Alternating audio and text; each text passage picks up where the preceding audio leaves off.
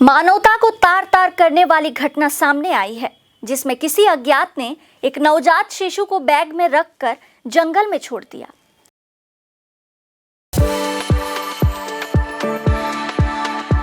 We are the dreamers, the achievers, and the leaders. Come, join us today. Siliguri के ward number 36 के निरंजन नगर colony इलाके में जंगल से उक्त नवजात शिशु को बैग से बरामद किया गया।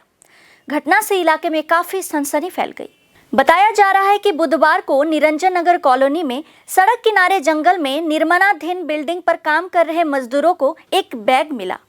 जब मजदूर पास जाकर देखा तो उसमें एक नवजात शिशु जिंदा बरामद हुआ, जिसके बाद स्थानीय लोगों की मदद से आनन फानन में शिशु को सिलीगुड़ी जिला अस्पताल ले जाया गया। घटना की खबर पाकर आशीगढ़ चौकी की पुलिस भी मौके पर पहुंची। पुलिस इस बात की जांच कर रही है कि नवजात शिशु को बैग में कौन यहां छोड़ गया।